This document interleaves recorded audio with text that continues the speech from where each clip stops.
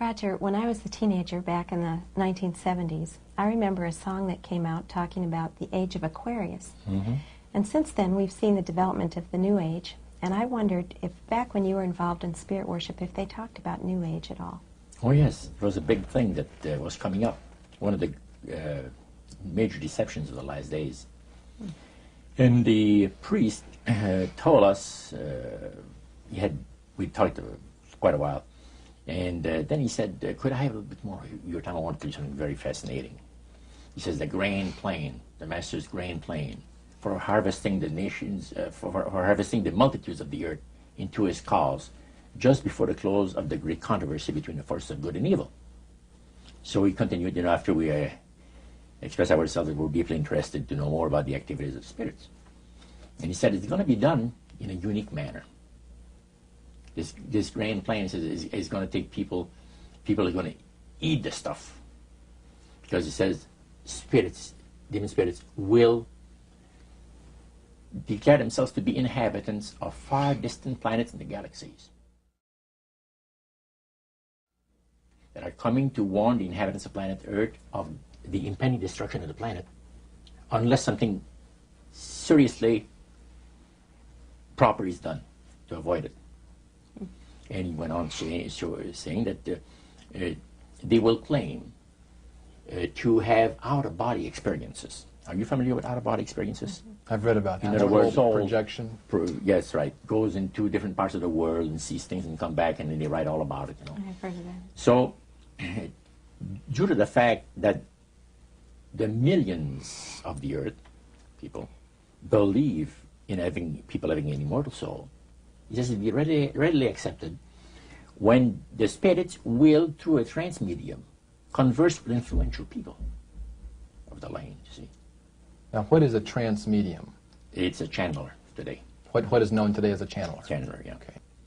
Okay. Shirley MacLaine's experience of getting involved with spiritism and with the supposed inhabitants of far distant planets in the galaxies, I taped the whole thing. It's 3 hours. And you were hearing the fulfillment of what this high priest had said 45 years ago. Yeah, exactly. So he went on explaining about the fact that the spirits will show themselves willing to give valuable guidance that will not only help people avoid the destruction of the planet, but it would cause it to enter into a higher state of existence.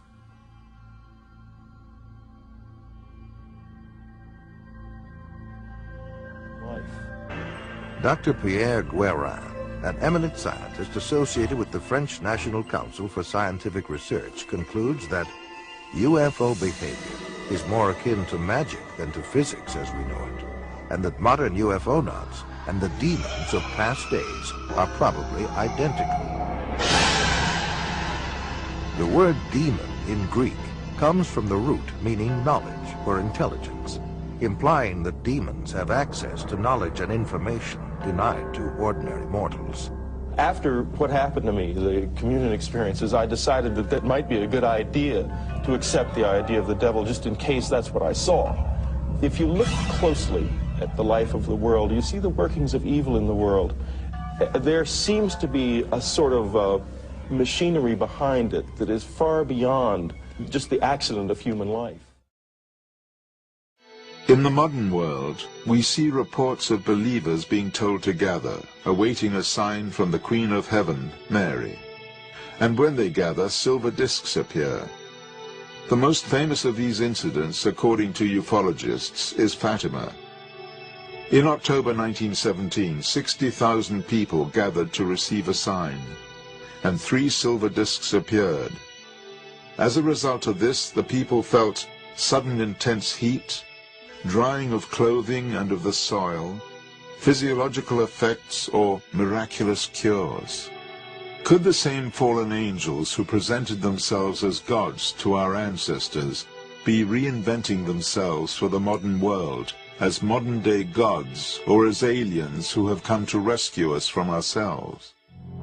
The Mayan calendar starts at 3114 BC and ends at 2012 AD.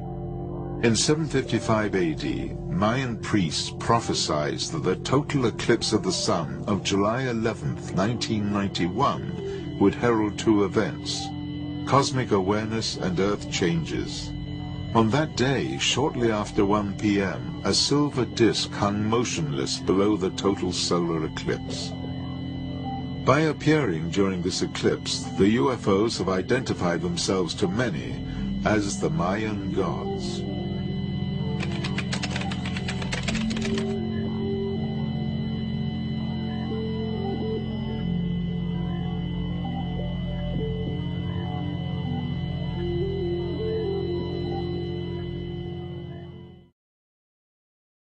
And once again, our search for clues in our quest for the alternative technology, supposedly responsible for the German UFOs which would appear later, led us back to Vienna, to the year 1917. 4 men and a woman met here in the Viennese cafe Schopenhauer. Their subject was the coming of the New Age. They spoke of secret revelations, the spear of destiny, the magical violet black stone. They discussed the possibility of making transmedial contact with the ancient Germanic and Babylonian deities, Ishtar, Ostara, and Isais, and of communicating with distant worlds, not only on this side, but also on the other.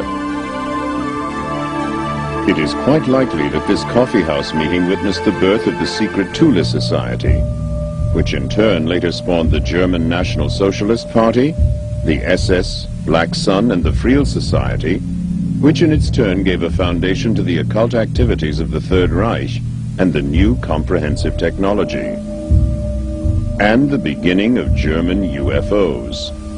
What was the secret behind it all? The invincible source of power for them was the Black Sun, an infinite beam of light which, although invisible to the human eye, was nevertheless there and very real. Just as the bright daylight sun can illuminate the exterior, so the dark sun can light up the soul of man. It illuminates the divine light. To this very day, the occult philosophy of the Third Reich is veiled under a thick cloud of mystery and secrecy. Its leaders were drawn from the ranks of the Thule Society and the SS. In many ways, their ideas differed significantly from the accepted National Socialist Party line. Their emblem was the Black Sun. A secret philosophy thousands of years old provided the foundation on which the occult practitioners of the Third Reich would later build. The Black Sun symbol can be found in many Babylonian and Assyrian places of worship.